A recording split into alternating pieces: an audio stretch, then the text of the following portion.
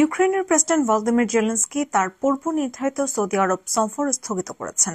Russia Ukraine যুদ্ধ বন্ধে গত মঙ্গলবার সৌদি আরবের রাজধানী রিয়াদে যুক্তরাষ্ট্র ও রাশিয়ার কর্মকর্তাদের মধ্যে বৈঠক হয়।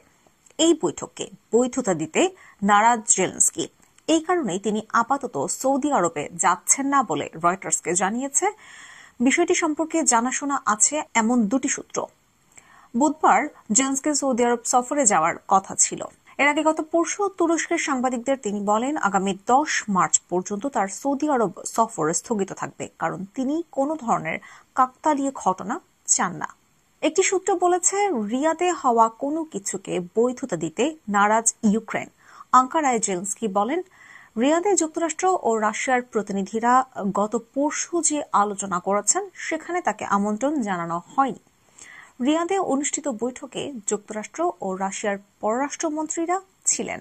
আলোচনা শেষে যুক্তরাষ্ট্র ও রাশিয়া জানিয়েছে ইউক্রেন যুদ্ধ বন্ধের প্রচেষ্টা চালিয়ে যেতে তারা একমত হয়েছে।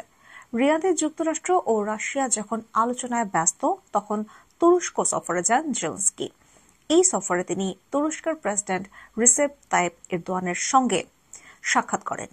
আঙ্কারায় জেলেনস্কি বলেন, ইউক্রেনের চাওয়া হলো কেউ যেন পেছনে বসে কোনো সিদ্ধান্ত না নেয়। ইউক্রেন যুদ্ধ কিভাবে শেষ করা যায় সে বিষয়ে কিয়েভকে ছাড়া কোনো সিদ্ধান্ত নেওয়া যাবে না। গত 20 জানুয়ারি যুক্তরাষ্ট্রের প্রেসিডেন্টের দায়িত্ব নেন প্রেসিডেন্ট ডোনাল্ড ট্রাম্প।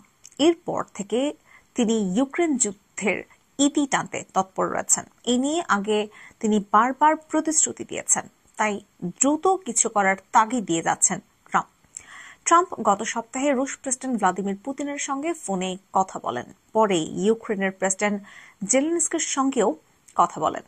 ট্রাম্পের তৎপরতার পরিপ্রেক্ষিতে কিয়েভের ইউরোপীয় মিত্রদের মধ্যে এক ধরনের অনিশ্চয়তা ও উদ্বেগ দেখা দিয়েছে। তাদের মতে শান্তি প্রক্রিয়া থেকে ইউরোপের দেশগুলোকে বাইরে রাখা হচ্ছে।